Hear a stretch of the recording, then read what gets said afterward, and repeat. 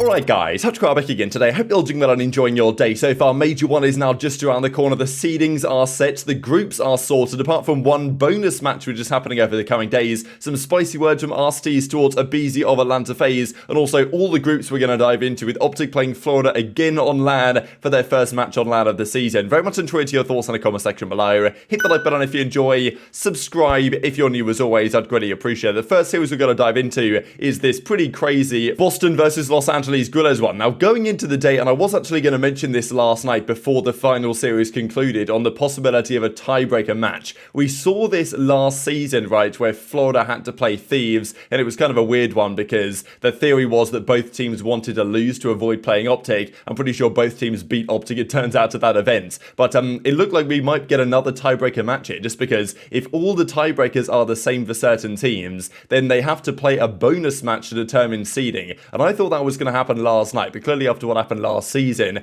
they decided, you know what, let's do it later in the week. And I think they're going to do it at LAN, probably on the Wednesday or maybe the Thursday. So this was the final series of the day. I'm not sure like how relevant this was in causing the tiebreaker game, but this was just a remarkable match. 250-69 game 1. Boston just destroyed Guerrillas, and I was like, damn, LAG are just absolutely terrible. Their respawn is atrocious, and I still think it kind of is, and I do think that Boston's still a better team than LAG, but they bounced back in the search. They won the game 2. Vivid went 0-7. He was trying to snipe, wasn't really working. Dropped actually the first donut of the season, so pretty interesting that we haven't seen one so far, but we get one in week 2 of the league. So you know, here he is again, Octane's employee of the day. And then game 3, Los Angeles Guerrillas win, and this should have for sure been a win here for Boston. But I mean, again, it was borderline unwatchable. The kind of the broadcast issues were returning, just like they were in the OpTic series. So yeah, don't exactly know what's causing this and whether they can fix it for the major. I'm sure they can. It's probably a different setup they've got for the major. But yeah, just a little bit concerning that the final set of matches, the final 2 matches right before the major, we get all these hiccups. I guess better to have them now than at the major, but still not ideal. But look at this lead, almost a 100-point lead at this point for Boston. They blow it away, and Los Angeles Guerrillas come back to win the series 3-1, take the control, and the final respawn. So, I mean, look, I don't even know what to say anymore. Is this game just a coin flip league? I mean, it's not fully a coin flip league, but it's not too far away right now in terms of the results we've seen. I think more so it's to do with the fact that the game is very early on. We, like, any time the game starts and the season starts in December, we've had results like this, where things are pretty crazy, very difficult to predict, and there's like 8 teams tied at 2-2 here going into the major, and LAG were kind of firing back here versus one of the tweets from a few days ago. And this from Spart is pretty funny, to be fair. Might have to end up on the thumbnail, to be honest. So, I mean, yeah, look, I guess Spart's trying to clap back at the haters to a certain extent. It's not like he had a great series here, but still they did win the series, and solid series from everyone really, with the exception of Vivid, who had a pretty tough time here, 61-85. But yeah, LAG get a very surprising win after the way that game 1 went. I would not have predicted the series ended as it did, and Arcitys had a few words here to say on aBeZy and the kind of the drama that they had in the previous season, and just looking to take them down to the major. They're not going to be in the same group though. You and Tyler, aBeZy,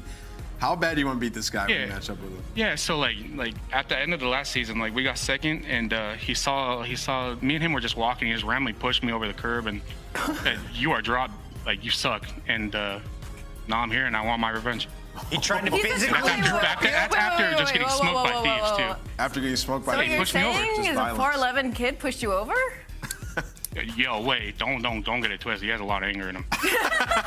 We're gonna drop it there, guys. We're gonna keep it PC here. Now, one of the other talking points here about Boston was the M4. So the M4 is now gone. I know that people were saying like, you know, methods with a 4 instead of the O, which I thought was quite funny. But it's not like he was bad without the M4. But just, you know, they went 2-0 with the M4 meta. Since the M4's been banned, Boston then went 0-2. So I don't think you can read into it too much. But nonetheless, we'll still see how it goes, especially at the major, because maybe some teams without the M4 are not going to be having the easiest time, because we are seeing a lot more VASDevs, a lot more SMGs now than we were in the previous meta when the M4 was dominant, and therefore the power of the SMG jury is maybe coming into more effect. And if Vivid has a bad series, that is going to affect the team more potentially than it would have done before. And even as Methods goes on to say, losing us away, making everything seem awful, tough weekends, Raleigh soon. But still, 2-2, not a terrible result for Boston, because everyone is pretty much in that ballpark right now. And let's look at what that means then going into the major. So these were the standings after all the groups. Pretty crazy to think think about that, Rokkr Ultra, the only teams with 3 wins, Seattle and Vegas 1 in 3, everyone else 2 in 2. And think about it, right? If Surge had beaten Ultra, it could have been like 10 teams at 2 in 2. Pretty crazy to think about. But as it turned out, it looked like this. So we've got the top seeds, we've got the middle, absolute mess of a seeding, and then we've got the bottom seeds. And this largely comes down to map count for the tiebreaker here. So this is how it looks. So Minnesota, obviously, I think they took down Ultra anyway in the head-to-head. That might be the first tiebreaker. And then we've got all the 2 in 2 teams. So this largely comes down to map count. You guys can see that 2 in 2 Florida are 10th and 2 in 2 FaZe are 3rd. Now, then you've got the ties, right? So FaZe, Boston, London, and Thieves all had a map count of 9 in 8. And then what it goes to, I believe, if it's the same as last year, is it then goes to like strength of schedule. So you'll look at who FaZe played, you'll look at who Boston plays, and then decide, okay, like, do they play teams that performed better in terms of map count, or did they play teams that performed worse? Turns out when you look at that metric, it's FaZe 3rd, Boston 4th, but then it's Ravens and Thieves where everything is tied. Of course, the series count is tied, the map count is tied. You go to that next level of strength of schedule, it's still tied in terms of series count and map count. So those 2 teams, Ravens and Thieves for 5th and 6th, are inseparable based on the tiebreakers. And therefore, the ruling is we've got to do a bonus match. So this is going to happen, I believe, before the major, just because on the Wednesday before the major is the play-in for the challengers teams going from 8 down to 4 for the 4 groups, of course. So I'm guessing either early on Thursday or late Wednesday or something, they're going to play this match, unless they play it today online, which would be a little bit strange anyway. So they've got to play a tiebreaker match. It's quite important just because the winner of this goes into what is certainly, it seems, an easier group than the other one. And we'll see that here in a second, as Seem even says, can't wait to see you across the stage for a bonus match, 1 versus 1 knife break-off, or I'm breaking GAs. So it sounds like Kenny wants to take it not particularly seriously, but it must be said that this is quite an important one, because if you lose, you go into a very stacked group with FaZe, and we'll see that in a second here. And if they are in that group with, I think it's FaZe, Surge,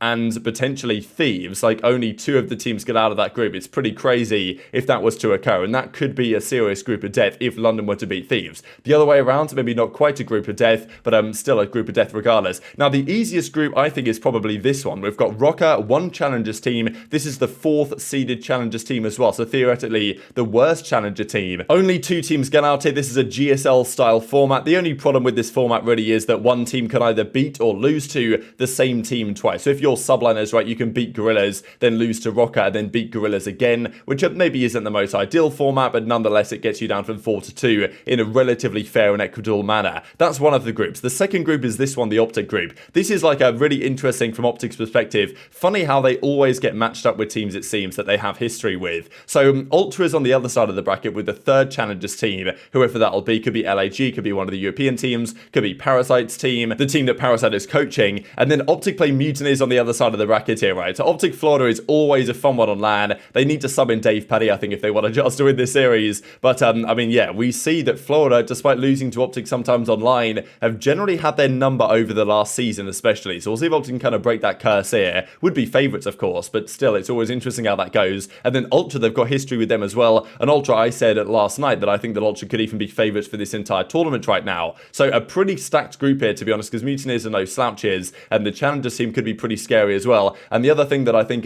was it Parasite or Ben was mentioning, is that I think it was Ben, that the Challengers teams, having played on Wednesday, will have a couple of good LAN matches under their belt that the pro teams will not. So, you know, playing them in the first rounds here might not actually be where you want to be necessarily, depending on how good that Challengers team is. Now, this is the potential group of death here. FaZe, the 2nd seeded Challenger team, Surge, and then LA Thieves or London. I believe the loser of this goes into this pool, the winner of this goes into the other pool, which is very interesting stuff. Thankfully, I think the incentive is for the loser to try and win, right, if you know what I mean. So the incentive is to try and win this series and not be in this pool. I think that's probably the way you'd want to do it, because in an ideal world, the winner of the bonus match should maybe even have the choice of which pool they go into, which has been X's idea. So this to me is the pool to watch, especially if Thieves find themselves in here. Like, man, that would be really spicy, knowing that only 2 of FaZe, Thieves, Surge, plus a very good Challengers team could make it through into the regular bracket. And this is then the final group, so I believe that London or Thieves could go into here with Boston and Vegas with a 1st seeded Challengers team. So, you know, interesting set of matches, right? But,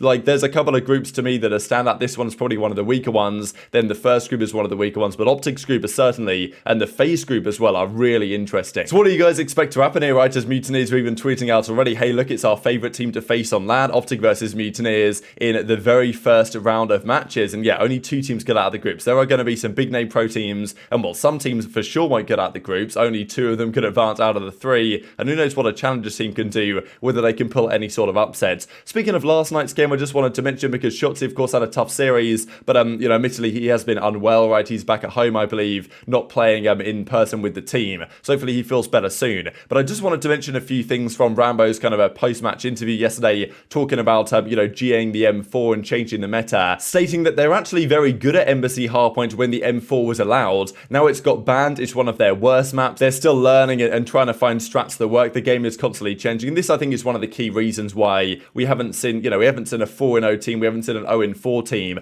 I think it's largely because the game is like so new to the teams. There's so much to learn and understand. The meta's constantly changing. The skill gap might not be crazy high in this game as we saw last year as well, but I think there's other factors, especially because it's so early in the life cycle, why we are seeing so much chaos right now in terms of the results. He also says some interesting comments on the game being more decision-based rather than skill-based, as in, if you make mistakes in terms of where you push and where you set up and where you position, that's going to cost you, rather than like pure aim and ability in that sense, which is interesting just because OpTic in previous seasons have often thrived off their, and even the Dynasty, right, it thrived off their pure slaying ability. Like OpTic Dynasty could do whatever they wanted on the map and they were still going to win because they would just get all the kills. But like as soon as that OpTic Dynasty hit World War II, a game where you couldn't just play for kills and you had to play a bit more methodical, then, you know, the Dynasty blew up. So I think OpTic have got to think about this season, because it's not just about making highlight plays, it's also about actually positioning well and making good decisions, which Thieves did a better job of on that Embassy than OpTic did. So yeah, he reckons we'll see some big blowouts if the teams make bad decisions, especially on some of the rotations on Embassy can certainly be kind of all tallied together, let's say, and obviously is confident for the meta this upcoming weekends. But he reckons that it's really difficult to even predict what the other teams are going to come up with and who's going to look good. And we always see early season matches, especially early season majors, that often you do get surprising results or surprising winners. We saw back in you know, Black Ops 4, the last time we really had a season start this early, that it was OpTic and Splice and eUnited that made it deep in the tournament. But even prior to that, in like the Vegas events we had back in Infinite Warfare, like Rise Nation were winning and Cloud9 were up there in the mix and stuff. Like, I think maybe X was in the finals with Cloud9. There was like Team Orbit were up there from Europe with Rated and Urban and these guys back in the day. Like there were some chaotic results you generally get in December. And even back then the OSA was the meta, right? So always early days, it's rather sketchy. And just a couple of things to finish out with here. The 30 bomb leaderboard for the entire season so far. So 40 bombs have not been attained yet. There's 3 guys that have got to 39. We will probably get a 40 bomb soon, if not at the major. But yes, aBeZy and Simp both have 4 to their name. Vivid, Hydra, Scump, and Awakening all have 3. These other guys have 2 30 bombs, but an impressive statistic nonetheless. And just to finish out with this, overall KD for the qualifiers, obviously Scump's been getting a lot of gas. I feel like to me the standout players of the week were certainly Standy from Toronto, and I would probably give it to Hydra as well, just because the plays he was making, especially in control, were absolutely absurd. We got to give some credit to Scrappy, to Scump of course, to Afro. I mean, Cellium has the top of the lot with a 1.33, but you know, we talked about that the other day. Simp, Awakening, and Attach closing out the top 10 with the Seam here as well, with a 1.16. But very much enjoyed your thoughts in the comment section below. Hit the like button if you enjoyed. Subscribe if you are new. Take care, and I'll see you next time.